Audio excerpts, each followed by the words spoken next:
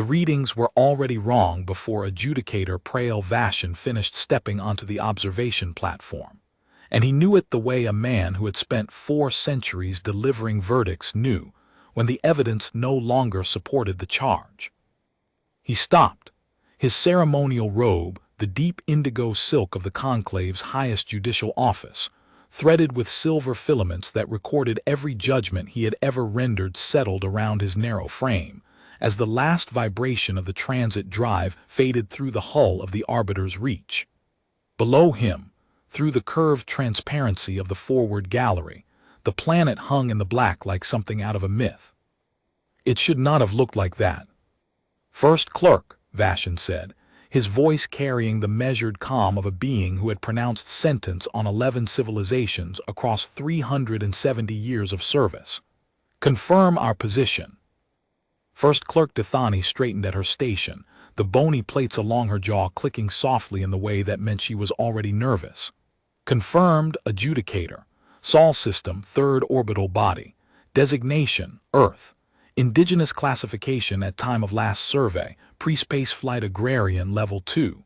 Survey date, 61,412 standard years ago." "And the planet below us?" Dithani did not answer immediately. She looked at her instruments, then at the viewport, then back at her instruments.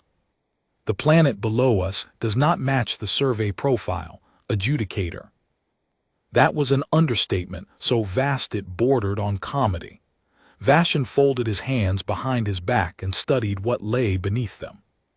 The survey profile described a world of scattered settlements, crude agriculture, and a dominant species that had not yet discovered metallurgy. It described a planet whose biosphere was rich, but whose sentient population numbered fewer than 7 million, spread across disparate landmasses with no unified governance, no written language, and no technology beyond sharpened stone and woven fiber. The original surveyor, a junior field analyst named Oneth, dead now for 59,000 years, had noted in her final assessment that the species showed moderate cognitive potential, but no indicators of trajectory toward galactic relevance within the next 100,000 years. She had classified them as level 2, stamped the file, and moved on. The Conclave's Bureau of Species Assessment had reviewed that file 6 times in the intervening millennia, each review prompted by routine administrative cycles rather than any new intelligence. Each review had confirmed the original classification. Level 2, pre-technological. Expected outcome, natural extinction within 20 to 40,000 years, as was typical for isolated carbon-based sentients who failed to develop interstellar capability before depleting local resources. Vashon had read every review. He had read the original survey. He had read the ecological projections, the genetic viability models, the sociological extrapolations, and the 14 separate analyses that had concluded, with professional certainty, that the species designated Sol 3 Alpha would be gone before any future Conclave expedition bothered to check. He had read all of it because it was his job. He was the adjudicator. He had been dispatched to this system by the Conclave High Chamber to deliver a posthumous administrative verdict, formal confirmation of species extinction, followed by ecological reclassification of the planet as available for resource allocation. It was the legal end of a bureaucratic process that had begun 61,000 years ago when Oneth's survey probe had flagged the system and moved on. It was supposed to be simple, a dead world, a signature, a formality. The world below him was not dead. The first thing Vashon noticed was the light. Not reflected sunlight, the planet caught its star's light the way any rocky body would, blue-white swirls of atmosphere over brown and green continents. That was expected, or at least possible, if the biosphere had survived. What was not expected was the other light, the artificial light. It covered the night side of the planet in vast, structured networks that pulsed with coordinated rhythms, grids and clusters and long, luminous lines connecting them, as if someone had laid a nervous system across the continental surfaces and lit every synapse. The light was not the flickering glow of primitive fires. It was engineered, dense, organized, bright enough to read from orbit. The second thing he noticed was the orbital infrastructure. Stations, hundreds of them, arranged in concentric shells at different altitudes, each one between 3 and 15 kilometers across, connected by energy conduits that his ship's sensors registered as weapons-grade directed energy channeled into structural applications. The stations were not uniform, they varied in design, in apparent age, in function, but they were all active, all maintained, and all broadcasting on frequencies the Arbiter's reach could detect but could not decode. And among the stations, moving in slow, deliberate patrol patterns that Vashen's military advisor had already identified as defensive formations, were warships. Vashen had seen warships before. The Conclave maintained a fleet of enforcement vessels, and he had traveled aboard several during his career. The largest Conclave warship ever built was the Sovereignty, at just over 6 kilometers from bow to stern, a vessel so massive that it required 3 separate command crews rotating in shifts, and its construction had been the single most expensive engineering project in Conclave history. The smallest warship in the orbital shell below him was approximately 7 kilometers long. The largest, and there were 4 of them, stationed at equidistant points around the equator, each one holding position with a stillness that suggested absolute confidence in its own invulnerability, was 22 kilometers from bow to stern. Its hull was a dark, matte gray that absorbed sensor pulses rather than reflecting them, making it appear as a negative space in the orbital clutter, a shape defined by what was absent rather than what was present. His sensors could not read its weapons complement. They could not read its crew complement. They could not read its engine output. The ship existed, and it was enormous, and everything else about it was silence. Vashen stood very still for a long time. He had delivered verdicts on worlds that mounted no defense and worlds that mounted desperate ones. He had never stood before a world that mounted a defense so total that the word defense no longer applied. This was not a planet bracing for attack. This was a planet that had finished bracing for attack so long ago that the defensive infrastructure had become architecture. The warships were not scrambling, they were commuting. A light began flashing on the secondary tactical console, the proximity alert, triggered by an object that had not been there a moment ago. Vashen looked. A satellite, small by the standards of the orbital shell, had maneuvered to within 2 kilometers of the Arbiter's reach, and was matching their orbit precisely. Its surface was covered in sensor arrays pointed directly at them. It was not hiding. It was studying them with the casual thoroughness of an entomologist cataloging a new specimen. That unit was not there 20 seconds ago, Dathani said, her voice thin. It repositioned from a higher orbit to observe us. The maneuver would have required acceleration capabilities beyond anything in our engineering database. Vashen noted this. He filed it alongside the warships and the orbital lattice and the planet blazing with light below them. Another data point in a case that had already overwhelmed the verdict. Adjudicator. The voice came from behind him. Military advisor Kethren, a broad-shouldered officer who had served as Vashen's tactical escort on 9 previous adjudication missions. Kethren's voice was normally flat and professional. It was not flat now. The tactical assessment is complete. Summarize. We cannot complete this mission. Vashen turned. Kethren stood at the entrance to the gallery, his dress uniform immaculate, his posture rigid, but his secondary eyelids half-closed in the involuntary stress response of a T-theory male confronting a threat he could not quantify. He held a data tablet in both hands, and he was gripping it hard enough to whiten the skin over his knuckles. Elaborate, Vashen said. The orbital defense network surrounding this planet exceeds the combined military capability of the Conclave by a factor I am not comfortable estimating. The warships alone outmatch our entire enforcement fleet. The energy signatures from the surface suggest ground-based weapon systems of a scale I have not previously encountered in any theater of operation. Catherine paused. Adjudicator, this civilization is not level 2. It is not level 5. It is not level 7. The designation my instruments are returning is level 9. Vashon said nothing. Level 9 was the highest classification in the Conclave species assessment scale. It had been used exactly once in the Conclave's 12,000-year history to describe the Conclave itself at its peak. No other species had ever reached it. There is an additional concern, Catherine said. Yes. They have seen us. I have detected active sensor sweeps from 3 separate orbital platforms. We have been scanned, catalogued, and identified. I estimate we were detected within 4 seconds of our arrival. And nothing. That is the concern. They detected us and did nothing. No weapons lock, no hail, no defensive repositioning. The warships did not change course. The platforms did not alter their energy output. They saw us, and they chose not to respond. Vashon turned back to the viewport. The planet turned below him, slow and indifferent, its night side blazing with a civilization that should not exist. They are not afraid of us, he said. No, adjudicator, they are not. Vashon considered that.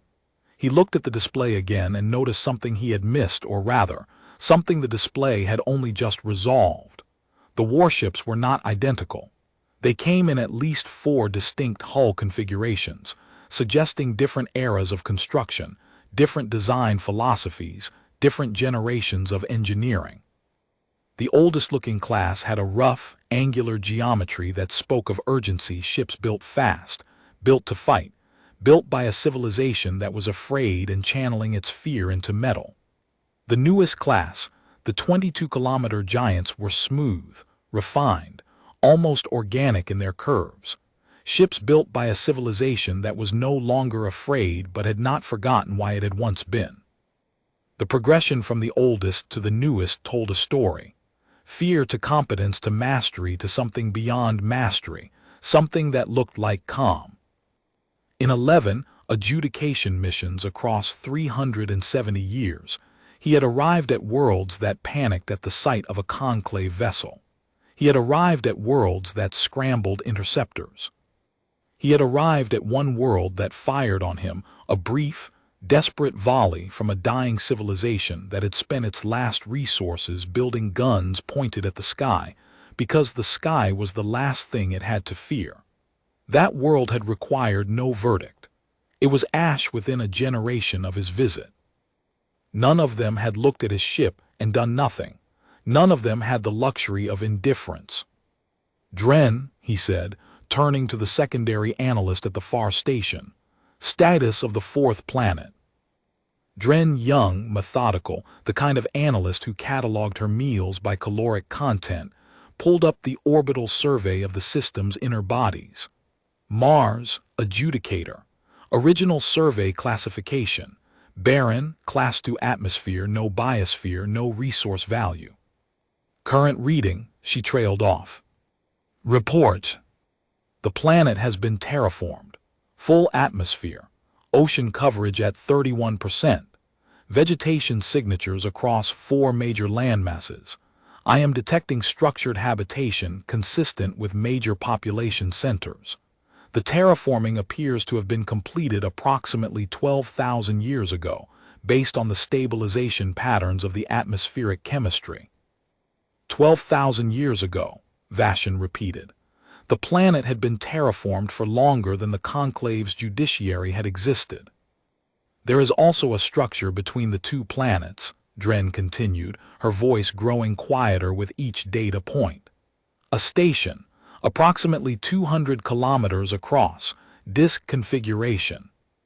Material composition unknown, our sensors cannot penetrate the hull. Energy output is. Adjudicator, the energy output of that single station exceeds the total energy production of the Conclave homeworld. Vashon absorbed this. He processed it the way he processed testimony in a hearing, without reaction, without judgment, letting the data accumulate until the weight of it formed a shape that could be named. The shape it was forming now had a name, and the name was, everything we knew about this world was wrong.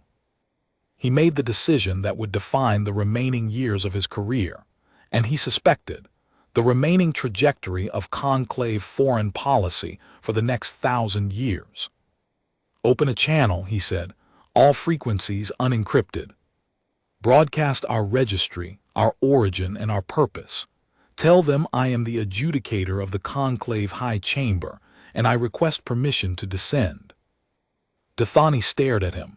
Adjudicator, you want to go down there? I was dispatched to deliver a verdict on this world. I intend to deliver it in person. Catherine took a step forward. I strongly advise against. Noted. The channel went out. They waited. The response came in 9 seconds. It arrived not through the Arbiter's Reach's communication array, but through every system on the ship simultaneously: the navigation display, the engineering consoles, the environmental monitors, even the lighting panels in the corridor outside the gallery.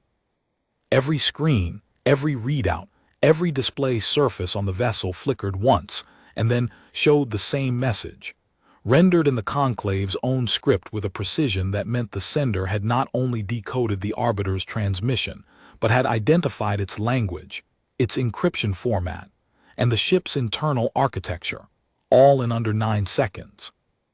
The message read, permission granted, landing coordinates follow, the ambassador will meet you. Catherine read the message 3 times. Then he looked at Vashan with an expression that Vashan had never seen on his face before. It was the look of a professional soldier realizing that his profession had just become irrelevant. They are inside our ship systems, Catherine said quietly. Yes. They penetrated our encryption, our firewalls, and our operating architecture in 9 seconds. Yes. And they are offering us landing coordinates. Yes. Catherine was silent for a moment. His hands opened and closed on the data tablet.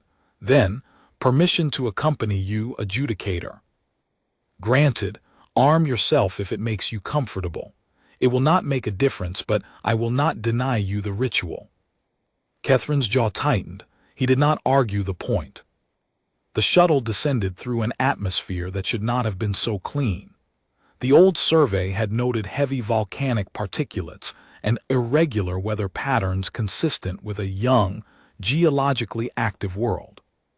What the shuttle passed through now was pristine: the air clear, the weather stable, the temperature regulated across a band so narrow that it could only be deliberate. Someone had engineered this planet's atmosphere the way a craftsman would tune an instrument. As they dropped below 30 kilometers, Catherine leaned forward in the co-pilot's seat and pointed at the tactical display. Adjudicator, look at this. The display showed a real-time map of the airspace around them. It was populated, not with interceptors or defense craft, with civilian traffic. Thousands of vehicles moving in layered streams at different altitudes, following invisible corridors that wove between the orbital platforms and the surface. The traffic was dense, orderly, and completely indifferent to the Conclave shuttle descending through the middle of it. Their shuttle had been slotted into a lane as smoothly as if they had filed a flight plan. No one had asked them to. The traffic system had simply absorbed them. Automated routing, Catherine said.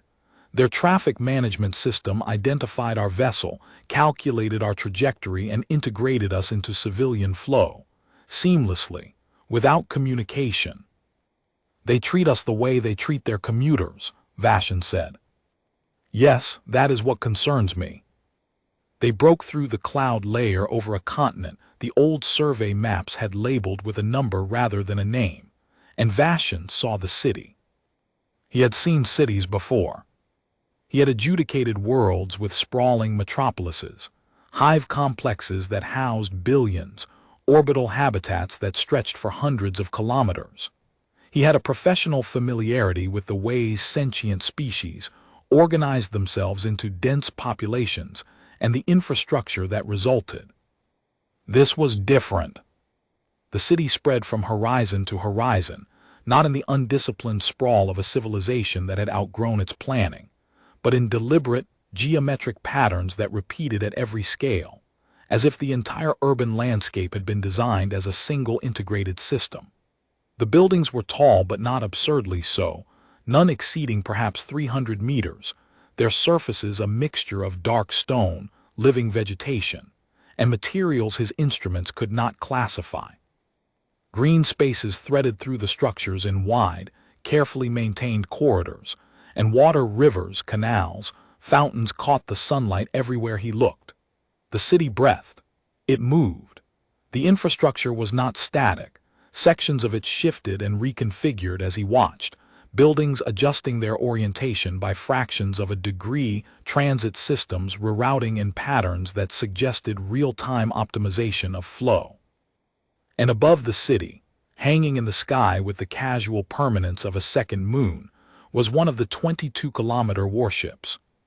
From this distance and angle, it blocked a section of sky the size of his outstretched fist, and its shadow fell across a district of the city below it in a long, dark stripe that the city's inhabitants seemed to move through without noticing. They had grown up under that shadow. It was not a threat to them. It was a ceiling. Dithani, seated behind them, was entering data into her recording tablet with the systematic urgency of someone trying to document a controlled demolition of everything she had been trained to believe. Vashan heard her whisper a number to herself. 9 billion. The population estimate is 9 billion. Her voice cracked slightly on the second syllable.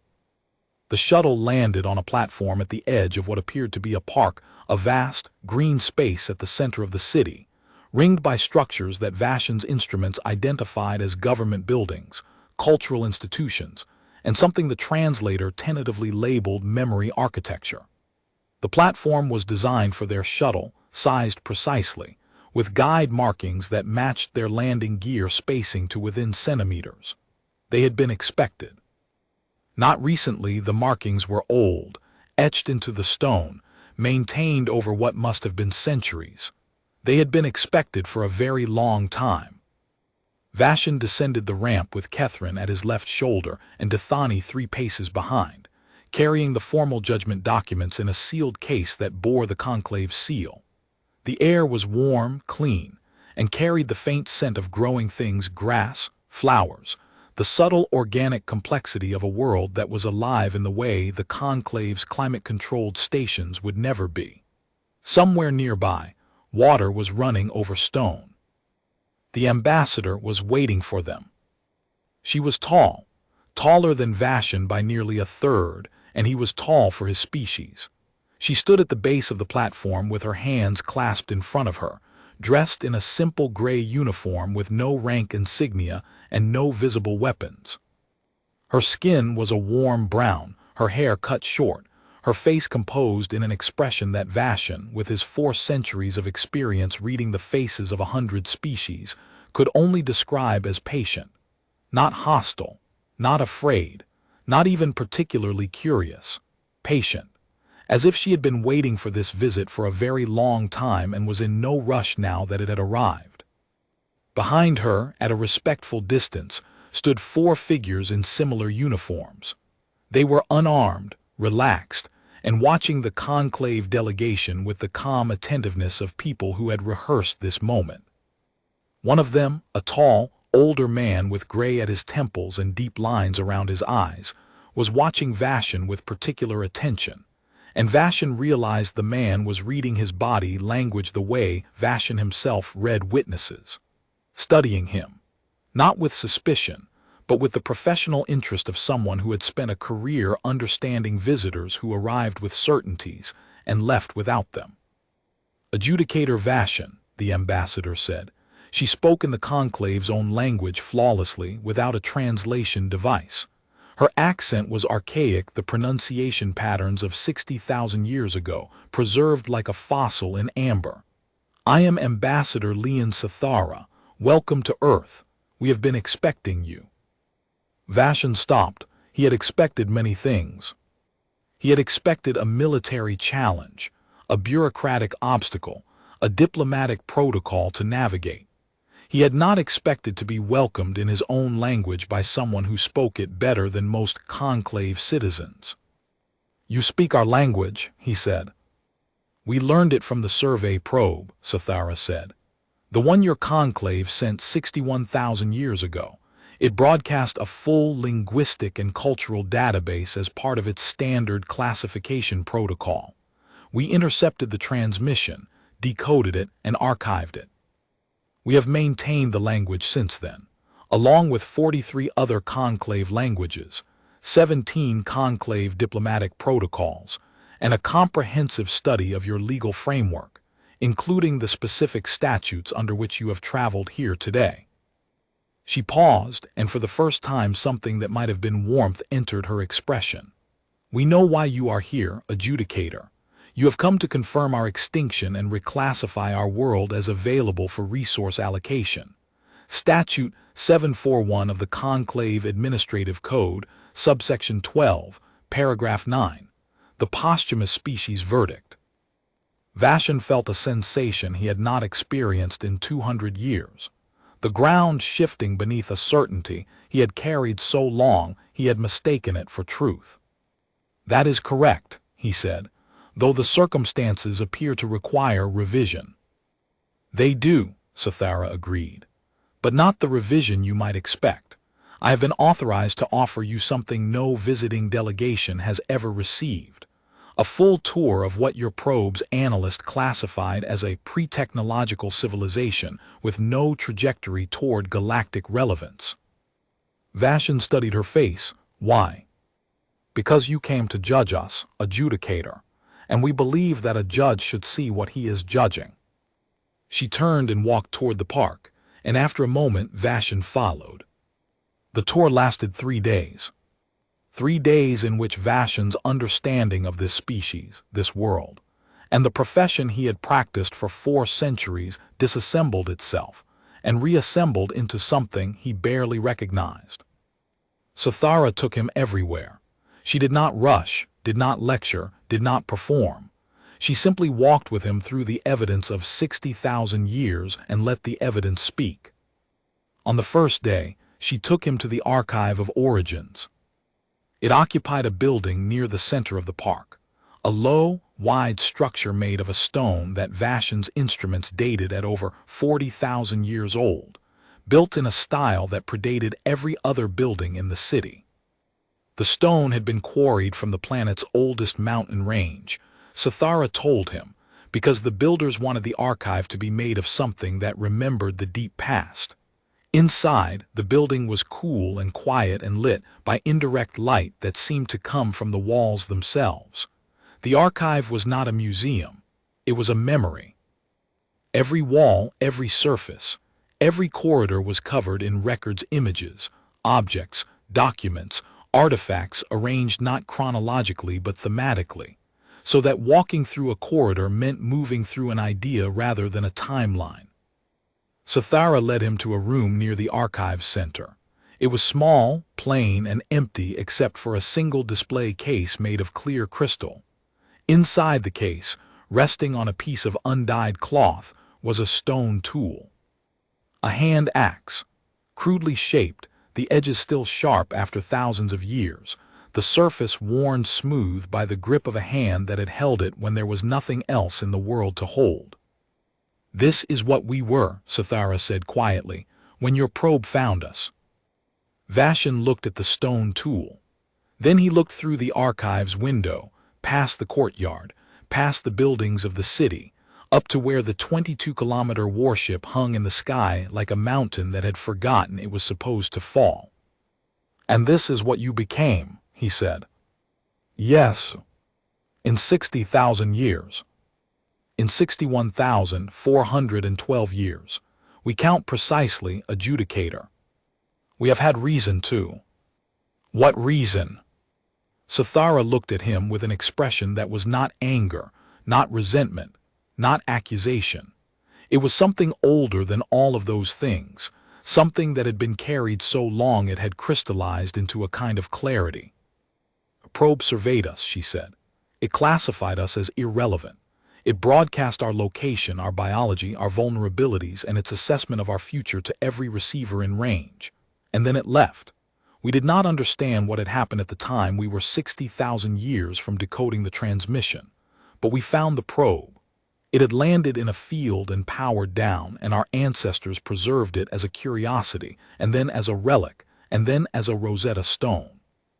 When we finally decoded its broadcast, 4,000 years after it arrived, we understood three things. She held up one finger. First, that we were not alone in the universe. A second finger. Second, that the civilization that had found us considered us insignificant. A third finger. Third, that they had broadcast our exact location and their assessment that we would be extinct within 40,000 years to every species capable of receiving the signal. She lowered her hand. That broadcast was an invitation, adjudicator, not to you specifically, to anyone. It said, "Here is a world with resources, inhabited by a species too primitive to defend itself, which will be gone soon." It was a menu listing. And we knew that sooner or later, someone would come to collect. Vashon was silent. The stone tool sat in its case, catching the light. "So you prepared," he said. "We prepared.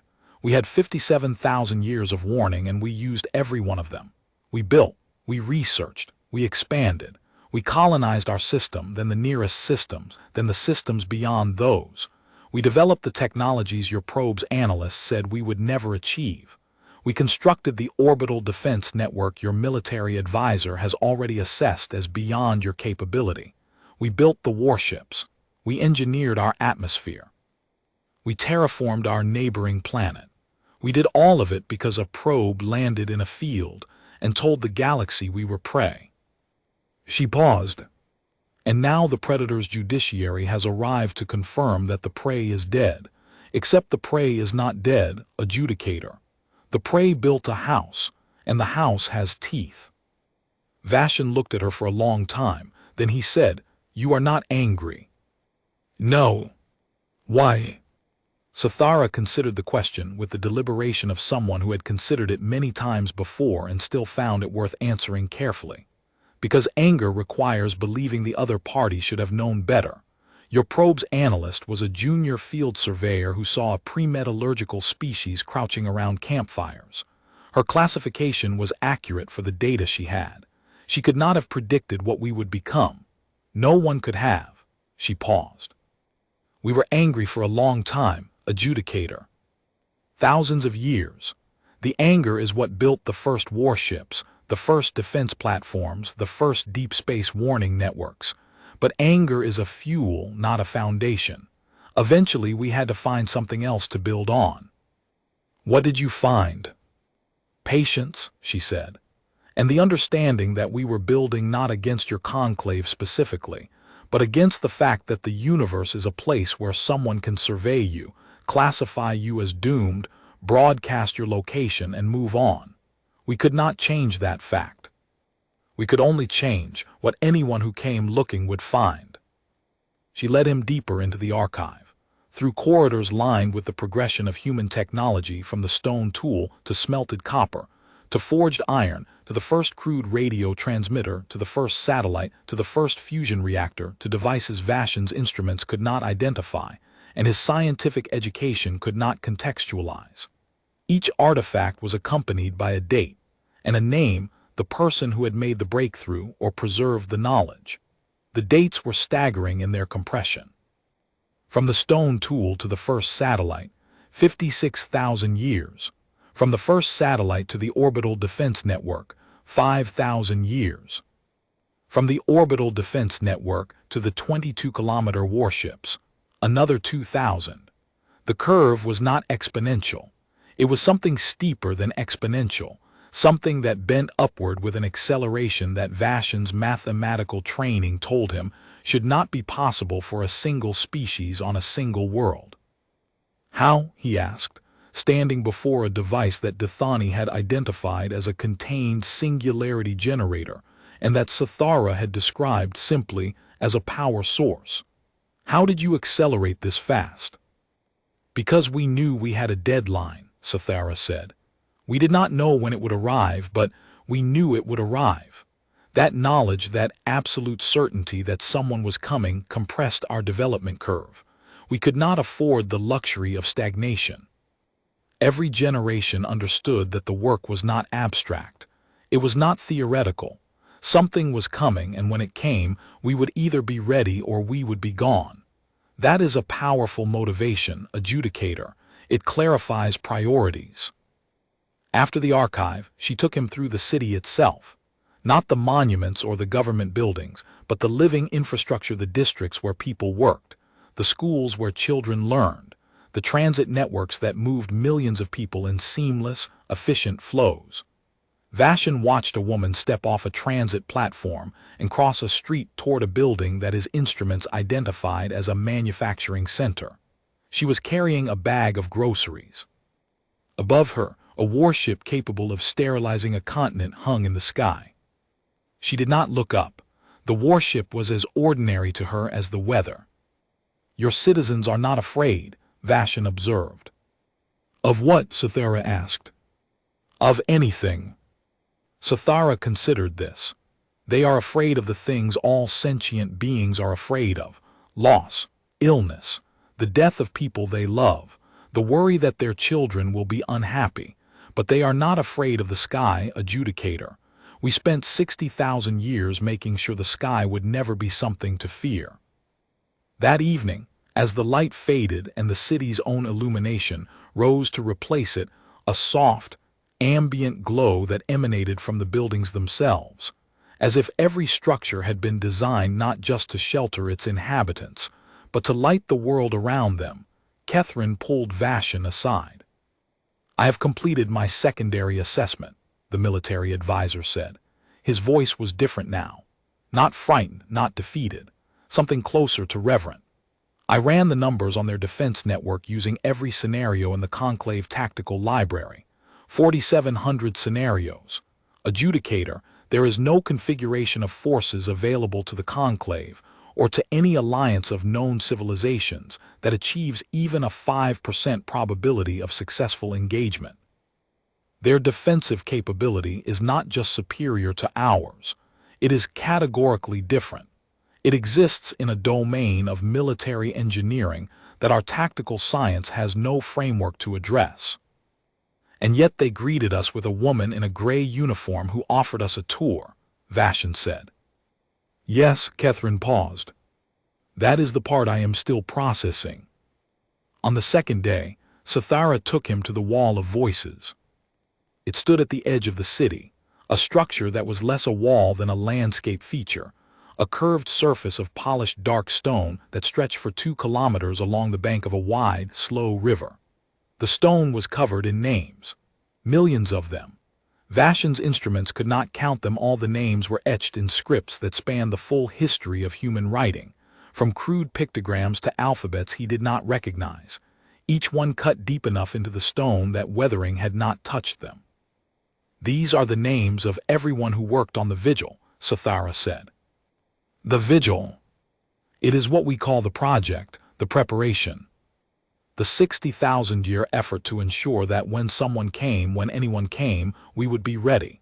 Every scientist, every engineer, every soldier, every teacher, every farmer who grew food that fed someone who built something that contributed to the vigil. Every generation that passed the work to the next. Their names are here. Vashan walked along the wall. The names blurred together, an endless cascade of individual lives compressed into carved letters.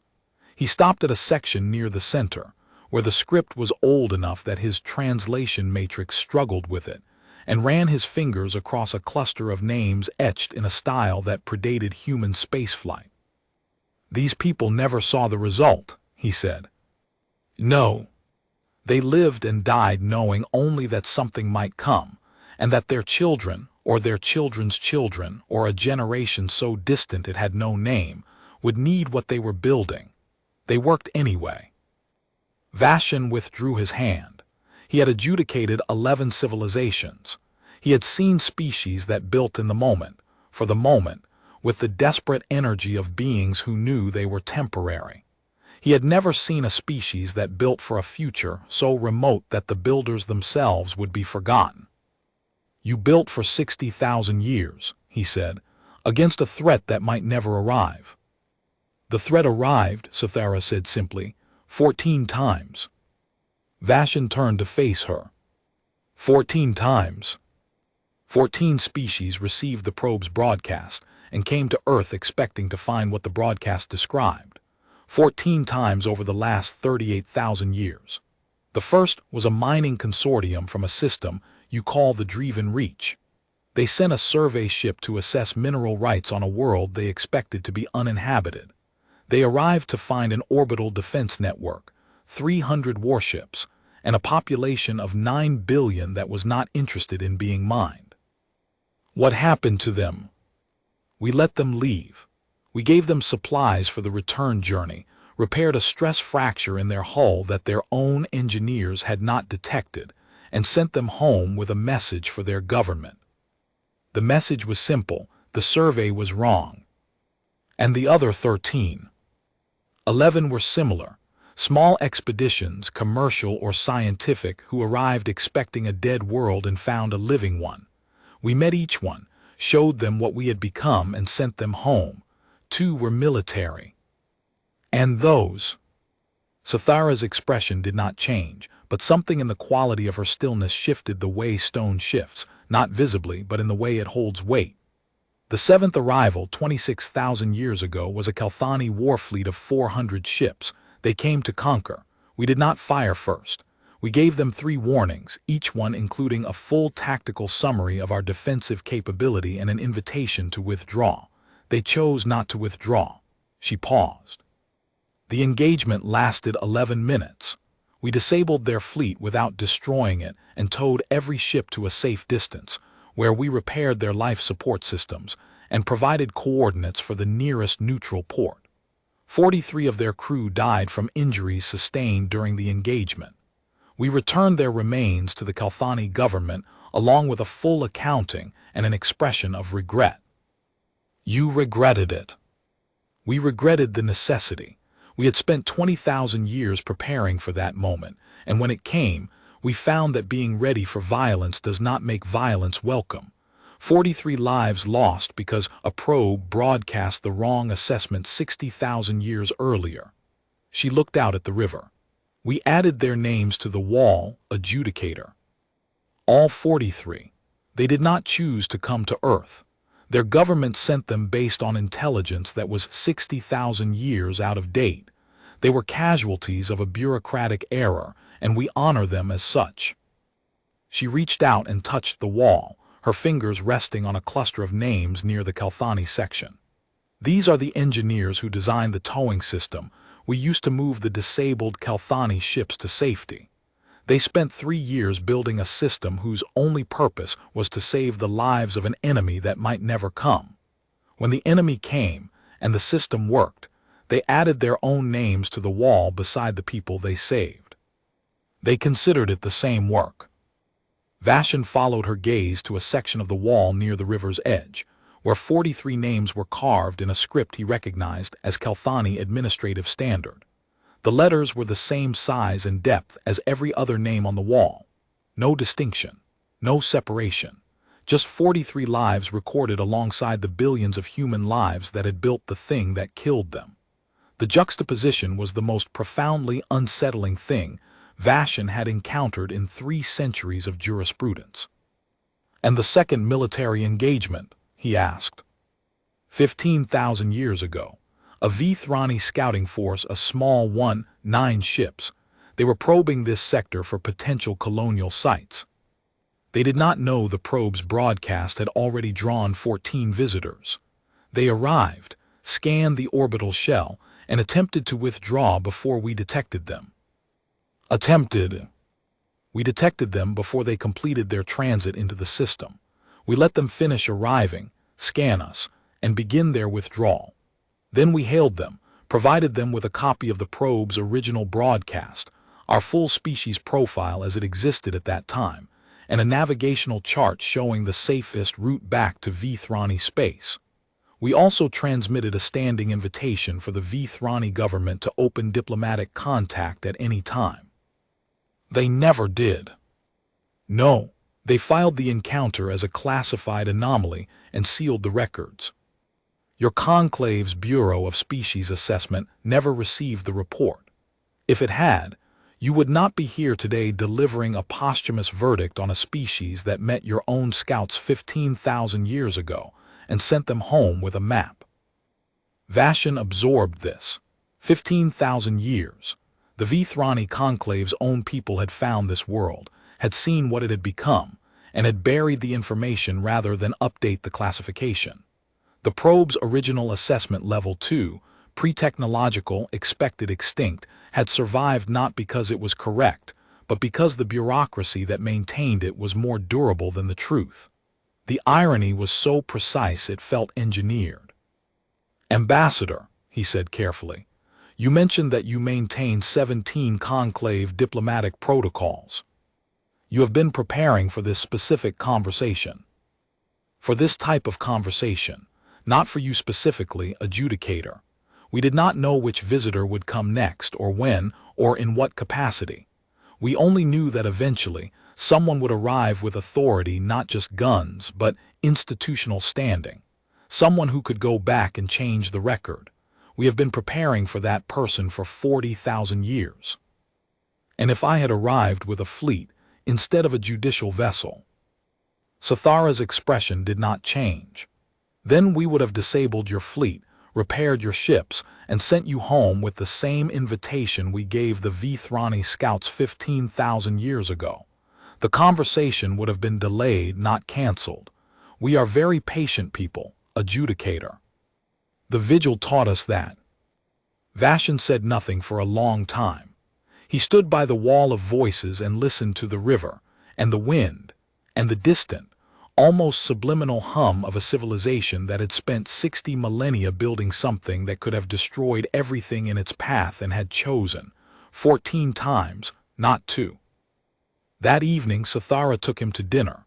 Not a state dinner, not a diplomatic function, a meal at a small restaurant near the park, where the food was served by the owner, and the other diners were civilians who glanced at the alien delegation with mild curiosity, and then returned to their conversations. Kethrin sat stiffly, his sidearm holstered but his hand never far from it. Dithani recorded everything. Vashon ate food that was unlike anything he had tasted, complex, layered, grown from a biosphere that had been cultivated for tens of thousands of years, by a species that had learned to treat its own planet as a garden rather than a mine. The owner brought a dish to their table and described it in the conclave language, imperfect, heavily accented, but comprehensible. She had learned it not from Sathara's diplomatic corps but from a public education module.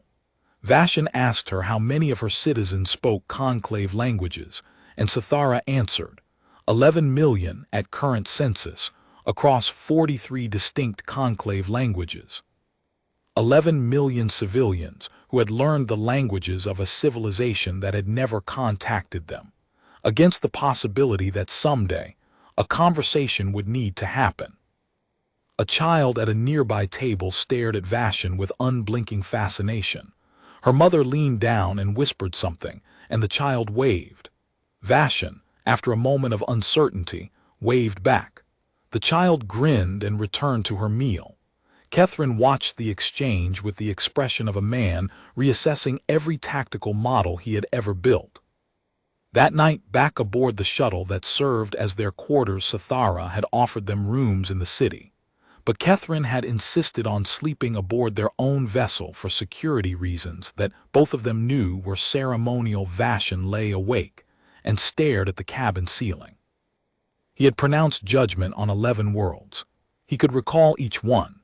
The Parathi, a silicon-based species that had failed to develop beyond subsurface mining before their star's radiation output exceeded their geological shielding. The Aseni, an aquatic civilization that had poisoned their own ocean chemistry through industrial runoff and left behind nothing but calcified infrastructure on a poisoned seabed. The Drelth Compact, which had destroyed itself in a war so thorough that the only evidence they had existed was a ring of debris in orbit around a world scoured clean. 11 species, 11 verdicts, 11 signatures on documents that said, "They are gone, the world is empty, the resources are available." He had delivered each verdict with professional detachment. He had not mourned the species, that was not his role. His role was to confirm, to classify, to close the file. He had done it well. He had done it without error. He had never questioned whether doing it well was the same as doing it right. Now he lay awake in a shuttle on a world that had refused to become the 12th file, and the question sat on his chest like a stone. On the third day, Sithara took him to the quiet room. It was not what he expected.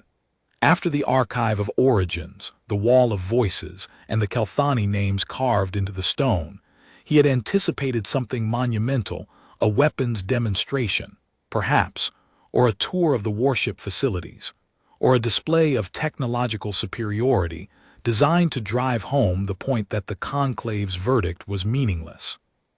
Instead, Sithara led him to a small building at the edge of the park, unremarkable from the outside, and through a simple door into a room that contained a table, 2 chairs, and a window that looked out onto a garden where children were playing.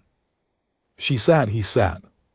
"This is where we bring every visitor," she said, "after they have seen the archive and the wall. This is where we ask them the same question." "What question?" "What is your verdict, adjudicator?" Vashan looked at her. Then he looked at the formal judgment documents that Dithani had carried across the galaxy in a sealed case, bearing the Conclave's seal, the documents that authorized him to confirm the extinction of this species and reclassify their world. They sat on the table between them, untouched.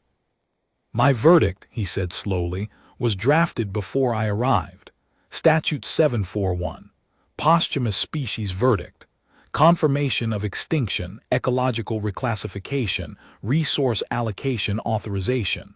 I have delivered this verdict 11 times to 11 worlds. In every previous case, the world was dead and the species was gone, and the verdict was a formality. And this world..." Vashan looked out the window. The children in the garden were running between trees that had been growing for longer than the Conclave had existed. Beyond the trees, the city hummed with the quiet efficiency of a civilization that had learned patience the hard way. Beyond the city, the warship hung in the sky like a promise that did not need to be spoken. "This world," he said, "is the most alive thing I have ever seen." Sithara nodded. She did not smile. She did not celebrate. She simply nodded as if he had confirmed something she had already known and was glad to hear him say. "The verdict cannot stand," Vashan said. "No. The classification must be revised. The probe's original assessment must be formally repudiated. The broadcast must be rescinded, and a correction issued to every species that received it. That would be appreciated. And the Conclave must be informed of what exists here. Not through my report alone, they will not believe a report. They must send a delegation, diplomats, scholars, people who can see what I have seen and understand what I have failed to understand for 370 years. Sithara tilted her head. "What have you failed to understand?" Vashan was quiet for a moment. The children ran. The trees moved in the wind. The warship held its position in the sky with the stillness of a thing that had nowhere else to be. "I have spent my career classifying civilizations," he said, "assigning them numbers, level 2, level 5, level 9, as if a number could describe what a species is or what it might become. I classified your people as extinct from across the galaxy without setting foot on your world because the data said you should be extinct, and I trusted the data over the evidence." He paused. "That is not judgment, that is bureaucracy, and I have been performing it for 4 centuries without recognizing the difference." Sithara leaned back in her chair. For the first time in 3 days, something in her composed, patient expression softened. Not pity. Vashan would have recognized pity, and he would have resented it. Something closer to recognition. The look of someone seeing a thought arrive in another mind that had been a long time coming. "You are not the first visitor to reach that conclusion in this room," she said, "but you are the first adjudicator." What did the others conclude?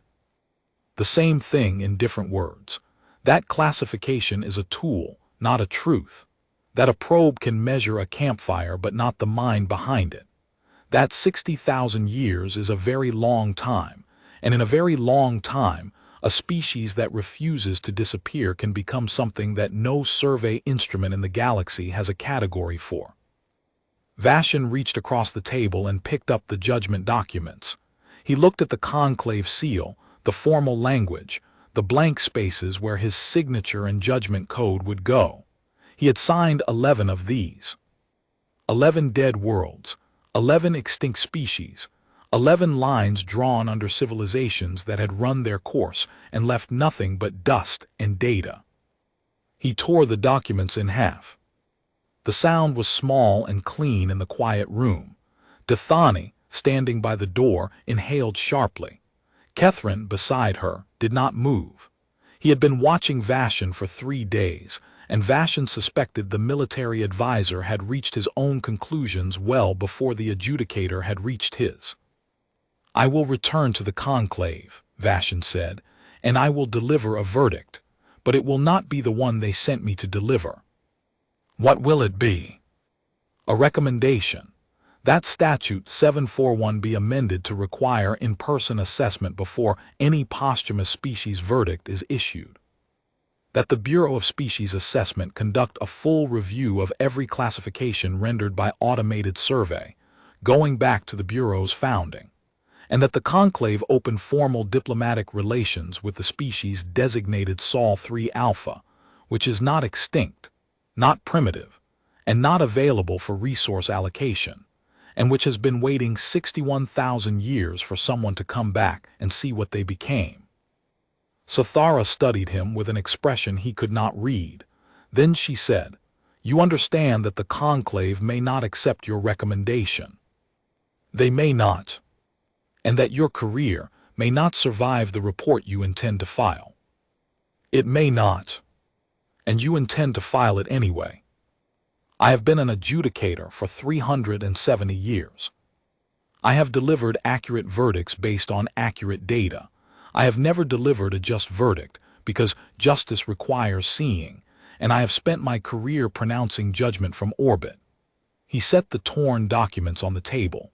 "This is the first just verdict I will ever deliver, and I find that I am unwilling to let it go unspoken for the sake of my career." Sathara was silent for a long time. The children played in the garden. The wind moved through the trees.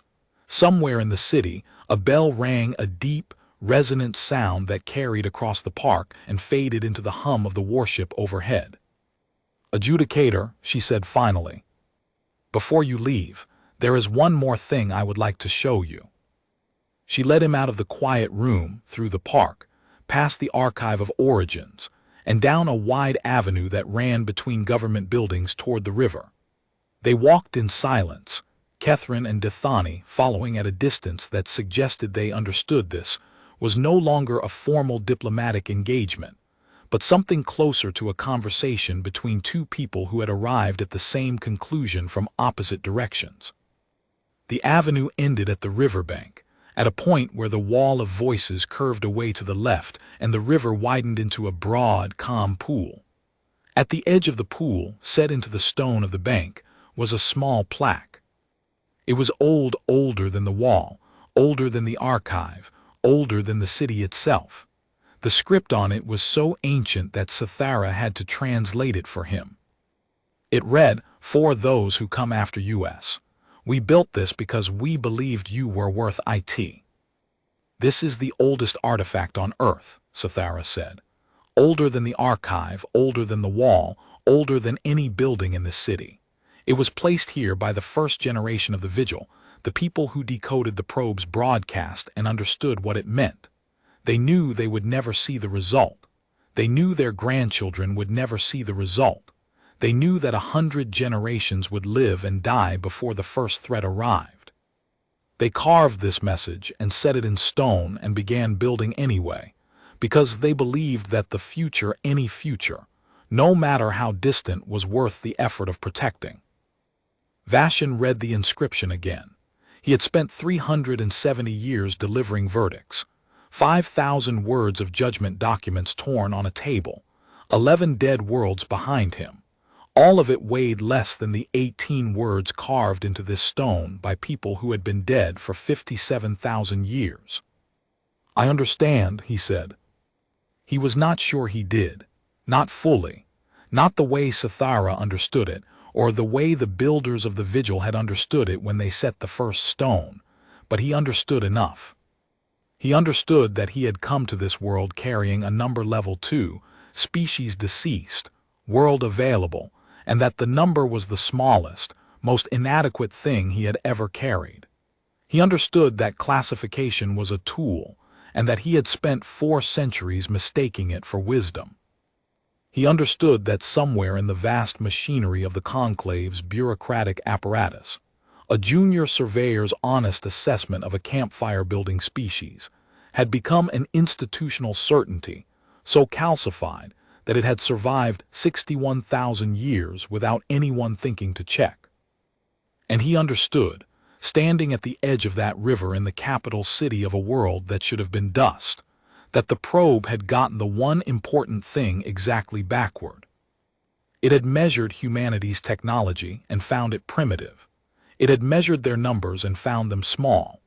It had measured their reach and found it limited to a single world, a single star, a single sliver of a galaxy that contained billions of stars and trillions of worlds.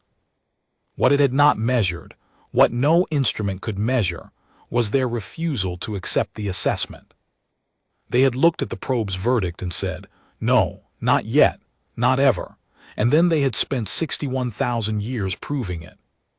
Vashin turned away from the plaque and looked at Sithara. "Ambassador." "Yes, adjudicator. When I return to the Conclave with my report, they will send a diplomatic delegation. It may take years. The bureaucracy moves slowly." "We know. We have been waiting 61,000 years. A few more will not matter." He held her gaze. "I want you to know that I did not come here expecting to find this. I came expecting a dead world and a signature. I came expecting the simplest verdict of my career. And instead..." Vashin looked up at the warship in the sky and the orbital platforms beyond it, and the stars beyond those, the stars that the species in this city had reached, while the Conclave was still filing paperwork about their extinction. "Instead," he said, "I found the most complicated and the most obvious truth I have ever encountered. You were never what we said you were. You were always what you decided to be. And what you decided was enough to make a judge question everything he thought judgment meant." Sithara extended her hand. It was a human gesture. Vashin recognized it from the cultural archives he had studied on the journey here. He took it. Her grip was firm, warm, and steady. "Safe travels, adjudicator," she said. "When your conclave is ready to talk, we will be here." "You will be here," he repeated. Not a question, a statement, an acknowledgement of something that no survey probe, no classification system, and no bureaucratic apparatus could predict or contain. 61,000 years ago, a probe had looked at this species and written them off. And the species had looked back, read the assessment, and quietly, patiently, over millennia so vast that empires rose and fell in the time it took them to lay the first foundations, built something that made the assessment irrelevant. Not to prove the probe wrong, not out of spite, not for conquest or glory or the satisfaction of watching an adjudicator tear up his documents in a quiet room. They had built it because they believed the future was worth protecting, and the future had proved them right. Vashin climbed the ramp of his shuttle, the hatch sealed behind him. The engines fired, and the shuttle rose through the clean, engineered air of a world that had refused to die, past the orbital shells and the warships and the defense platforms that hummed with the patient readiness of a civilization that had learned the only lesson that mattered: that the universe does not care what you were classified as, only what you build while no one is looking. He sat in the shuttle's cabin as the planet fell away beneath him, and he began composing the report that would reshape Conclave policy for the next millennium. He wrote the first line, and then he paused, and then he deleted it, and then he wrote it again. He did this 4 times before settling on the words that would open the document. The words were simple. The species designated Sol 3 Alpha is not extinct. They are awake, they are ready, and they have been waiting for us. The verdict I was sent to deliver is the wrong verdict. The correct verdict is the one they delivered to me, and it is this: we were wrong about them. We were always wrong about them. And the proof of how wrong we were is the fact that after 61,000 years of being written off, they did not greet us with weapons. They greeted us with patience. I do not know what that makes them. I only know what it makes us. He saved the file and looked out the viewport.